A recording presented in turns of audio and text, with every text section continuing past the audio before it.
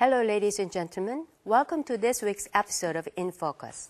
The royal protocols of the Joseon Dynasty, or the Uigwe, are precious documents of immense cultural value registered as UNESCO World Heritage in 2007. These volumes and other precious documents stranded in foreign land for more than a century will be returned to their rightful place in Korea following recent agreements made with France and Japan. Let's discuss the significance of their historical repatriation and future challenges with our experts after the newsreel. The royal records of the Joseon Dynasty and other precious records, totaling 1,205 volumes, will be returned to Korea as a result of an agreement signed with Japan. The books, illegally seized by the Japanese Empire during the colonial occupation, are expected to be returned within the first half of next year. Korea also made an agreement with France during the bilateral summit held on the 12th of November for the return of 297 volumes of royal records looted during the French invasion of 1866. The books will be returned to Korea on a 5-year renewable lease according to French law, but will have the effect of a permanent lease. Meanwhile, more than 110,000 items of Korean cultural artifacts remain in the hands of foreign governments, collectors, and museums, with 77% in Japan and the United States. The Ministry of Foreign Affairs is now seeking to create a new task force to enforce the return of these cultural assets.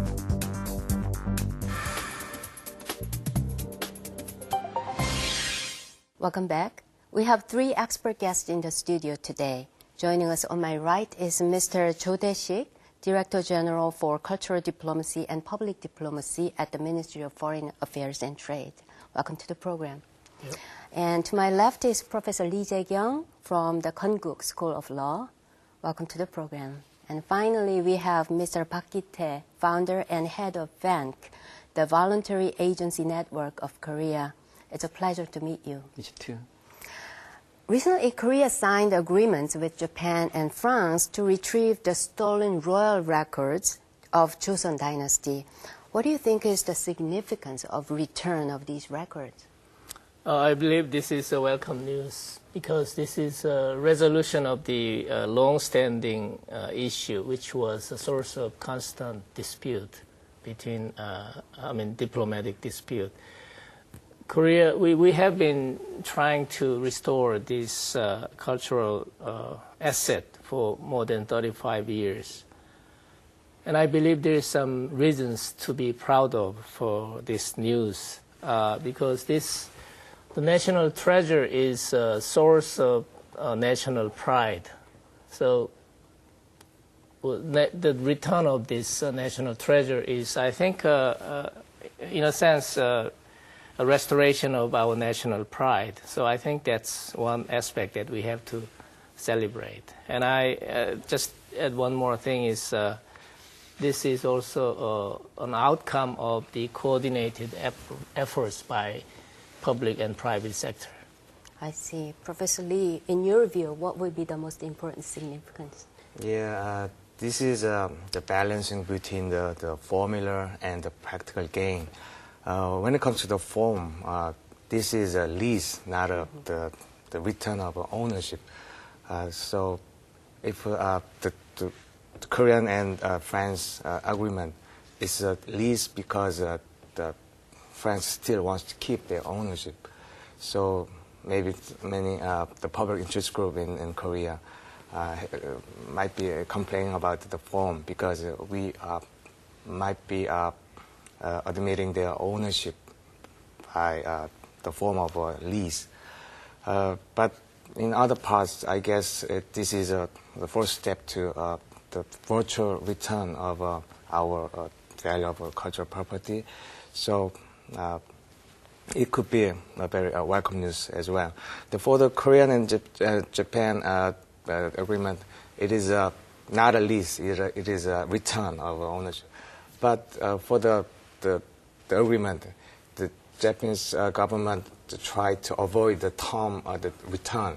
Instead, they use the transfer or handover. That's why they don't want to admit that it is a stolen or looted property. So there is very little the complaining and some very difficult things about that. Mr. Bach, any civilian view? I think this return is a kind of evidence of hope and possibility, because I saw this kind of news every year. Problem, not return. It makes me angry, and also our members are angry. How can we return? But this kind of news is we think that, wow, we can do it. If we try more, we can get more. So this kind of news make normal Korean people proud of we can do it. So it makes spread other Korean people who is not interested in this kind of issue. So this news make Korean people try to more and people proud of this itself. I think it's good. I see. So the consensus is that it's a very significant step and something that we can be proud of and celebrate. But I guess this time the return was not without difficulties and hardship, and it took a very long time. So why was the negotiation of the return of these artifacts so difficult all this while? I think there are some reasons. The first and the most important reason is there is a clear limitations in the global legal instrument, because there's no legal international law which has legally binding effects. So I think that's a clear limitation. So we have to face the realities, and we have to find a balanced approach.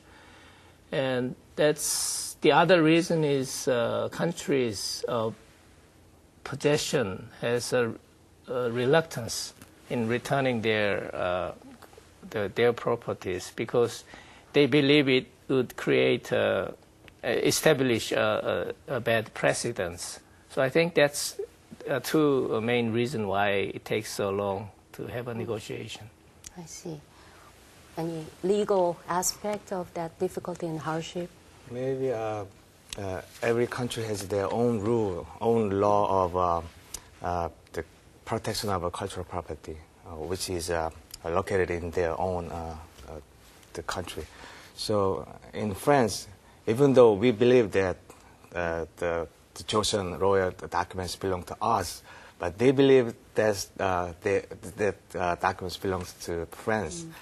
So they try to keep their cultural property located in their the location, and they have their own law, and maybe that kind of law prevented them from the hand over the property to other countries, and that's the one reason. And the other reason could be the theory of this cultural property thing. There is two theories for the cultural properties. One is cultural nationalism, and the other is cultural internationalism. For the cultural internationalism, they might assert that the cultural property belongs to all humankind. So if it's in the big museum like Louvre and Great British Museum, it could be good to everyone in the world. But it belongs to only one country, and it exhibited in a very small country is not good as is in the big country. That's why they're claiming their right to the cultural property. So it's a matter of how much ownership a nation can have when it comes to cultural properties. That's why they always are asserting the right to their properties. I see. Yeah. I see. I had a chance to talk to my French friend and Japanese friend. But I told them, your country stole our country's treasure, but they didn't know. I think they are very shameful about their country. So I think their country don't want their people to know this kind of issue. So it makes people to ignore about that. And also, if they allow a little, they think they allow more. So the kind of atmosphere, they feel very not so good, not try to do more. So in those countries, the information is not shared among the general public? I see. That's the main problem. Well, it is my understanding that France is returning these books in the form of 5-year renewable lease, not as a permanent repatriation. What is the rationale behind the decision? They didn't want to hand over the ownership of their property according to their domestic law of protection of cultural property. So it might be a virtual return for the permanent form, but for the legal form, it cannot be the permanent repatriation because their domestic law prevented them to hand over their properties. I see. So in effect, we will have it in Korea, but the ownership stays there legally. Right. I guess. But for the Korean and Japanese part, it is ownership handover. I see. So there is between. So there is difference between the Japanese case and French case. Right. I see. So Mr. Cho, so was it? I'm sure that it was very difficult. So what was the reason that you had this kind of arrangement, like 5-year renewable? I do understand that this is not a satisfactory solution, but the other aspect we have to face is that this is the only realistic solution. I mentioned the clear limitations in the international legal instruments and others, and also domestic laws. And I believe the reason why we have to take this decision is this is the mutually acceptable solution that we can work out at this moment under this current situation. So I think even though it's not satisfactory and it's still it's the most, it's the realistic solution which is mutually acceptable one. So that's the main reason why we made such a decision. I see. So when it comes to issues related with cultural properties, it's very easy for people, the general public, to become emotionally charged and very nationalistic. So I think people are really keen on, the terms of the lease and so forth. Yes. But I'm sure that that's the outcome of long-term efforts by the government and the civilian forces. But I think there are still a lot more cultural artifacts scattered all around the world, and the number is huge. Can you tell us about the severity of the situation? So, personally, I'm very surprised to see how many our cultural property over there. Maybe, as you can see that 110,000 cultural artifacts are still over there, but we only have 8,000. Just 50 years, only 8,000. Have been returned. It means that if after 50 years, it means we can finally get all kind of cultural effect. So it means that, for example, Japan still remains the 60 South, America 30 South, China's 8 South, United Kingdom is 30 South. There are so many cultural property there. But people, they don't know much about this, so we can try to promote this kind of issue, very important. So we try to get back of this kind of cultural effect. This is the main problem. I think we do have a lot of works in the future, but I'm very optimistic because this is a very significant step forward that we can build upon this solid agreement. So I think this is still, I'm very optimistic on the future, even though we have a lot of works to do. So do you foresee that this has been the first step and it will sort of set precedents to... Doesn't necessarily mean precedents or not. I think it's a matter of the new trend I can find nowadays is a new trend is more and more emphasis is shifting to the public opinion and the civil society rather than the negotiation between bilateral governments. So if we mobilize this moral force and the public opinion in association with the NGOs, I think there is it's quite I'm optimistic about the future. Well, in that line, I hear that the Ministry of Foreign Affairs set up a task force for negotiating the return of those cultural properties. I'm sure that given the huge number of cultural artifacts around the world, I'm sure that there are lots of work to do. What are the plans for the task force? What do they do? The first step that is to identify like as Mr. Park mentioned, we identified so far about a little more than 100,000. But that's something we have identified at this moment. And we don't know how much. We don't know how many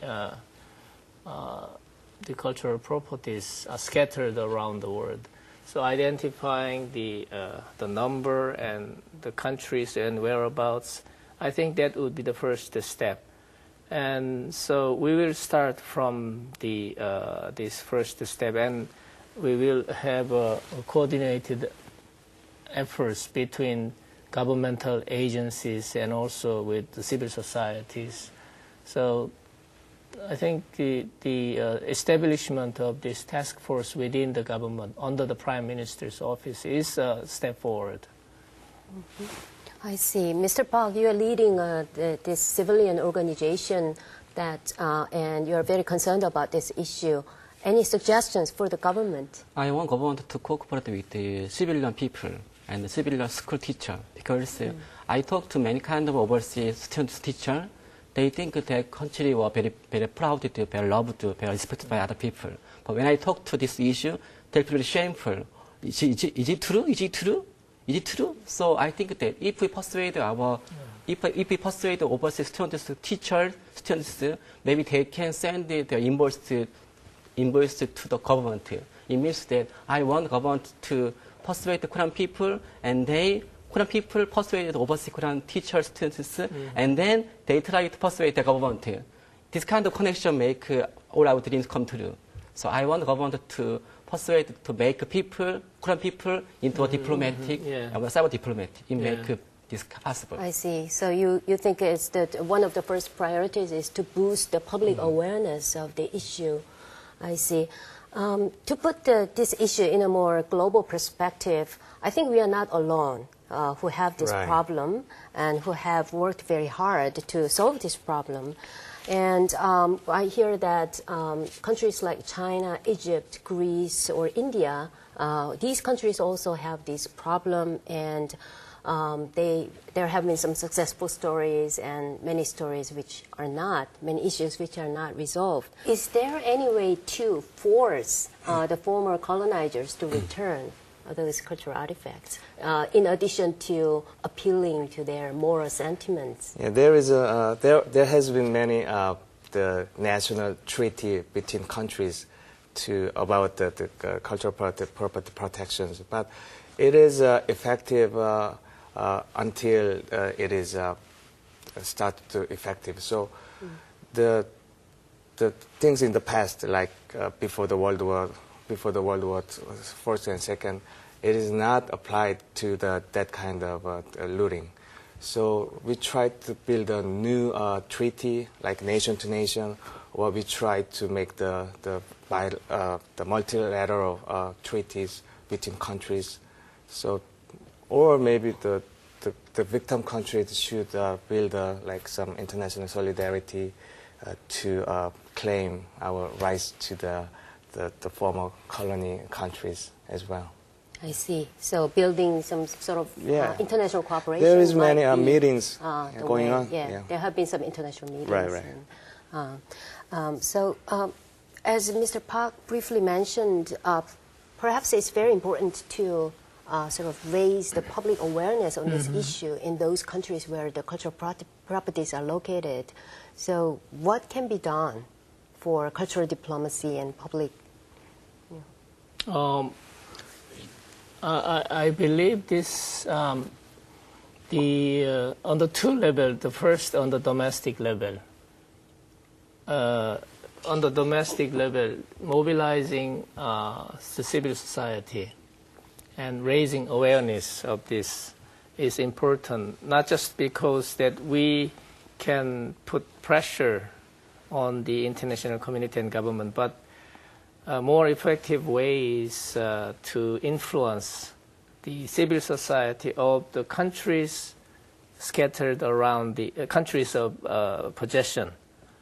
The civil society, rather than putting pressure from other country, the democratic society is ready to listen to their own public If they wish, if their own public wants to return and to gain moral high ground, I think it's a little more effective way than the governmental pressure, because nobody wants to have a pressure from other parties rather than his own.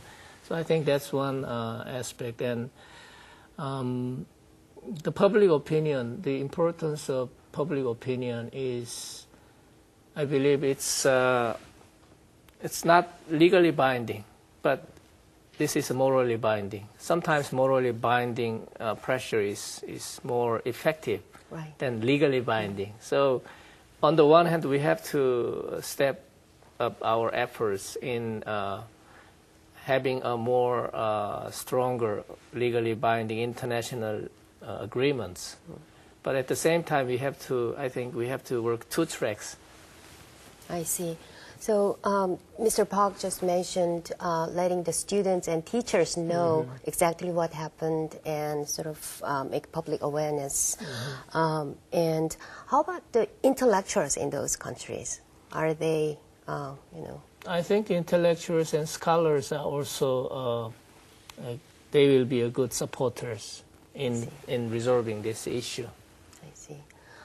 Is there anything that we have to try within Korea so that people have more interest in this issue and perhaps participate in any activities related to the efforts to return, get those artifacts returned to Korea? I and my member are very impressed when I saw the interview of President of Sarkozy. The reason we return to this kind of Korean cultural properties, not just the Korean treasure, it's a Korean heart. So when our member and Korean people saw the kind of news, wow, this kind of issue is not a Korean issue. It could be a world peace issue.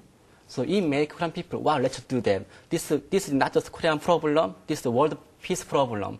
So we have to persuade Korean high school teacher, we have to promote this kind of issue.